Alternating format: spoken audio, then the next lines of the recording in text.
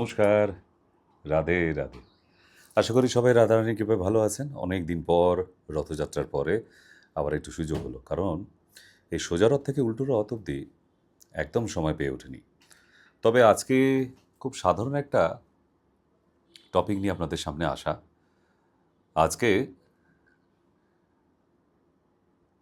বেশ কিছু মানুষ আছে বসে গল্প করছে, কিন্তু উঠে দাঁড়াবার সময় চোখের সামনেটা অন্ধকার হয়ে যাওয়া।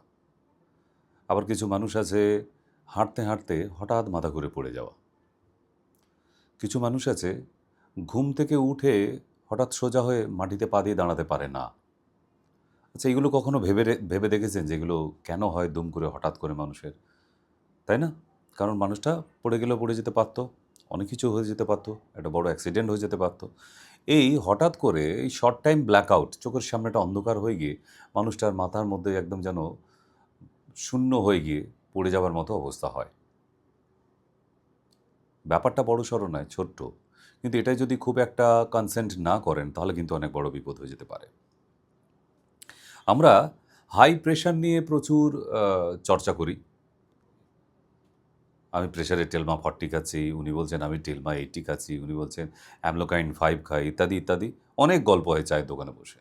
কিন্তু প্রেশার লো হয়ে গেছে সেটা নিয়ে কিন্তু ভাবনা চিন্তা হয় না। যেমন প্রেশার হাই হলে বিপদ হবার আশঙ্কা থাকে, স্ট্রোক হয়ে যেতে পারে, ব্রেন স্ট্রোক।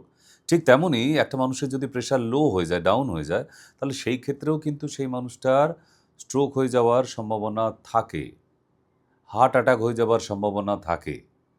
আমরা কিন্তু সেই ব্যাপারটা নিয়ে চর্চা করি না। সুগার হাই হয়ে গেছে সেটার পেছনে দৌড়াচ্ছি আমরা, আরও ইনসুলিন নিতে হবে, ওষুধ খেতে হবে ইত্যাদি। সুগার ডাউন হয়ে গেছে, কি করবেন? ভাবনা চিন্তা করেছেন কিছু?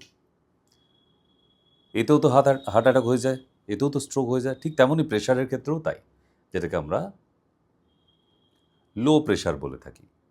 হাইপার টেনশনের লো, হাইপোটেনশন।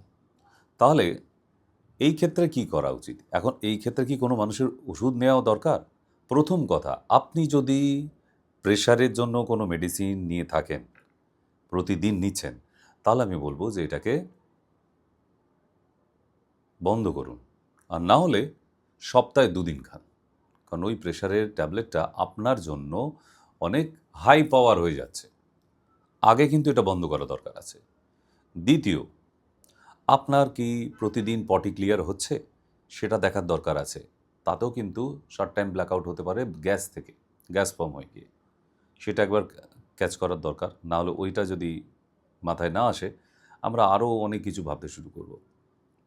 দ্বিতীয়, এরমভাবে যদি আপনার সবসময় মনে হয় যে না, গিয়ে একটু শুয়ে পড়ি, ভাল লাগছে না, ইত্যাদি ইত্যাদি, এরকম বেশ ঝিমুনি ভাব থাকে, ড্রাউজিনেস, তাহলে আমি বলবো নুন চিনির শরবত।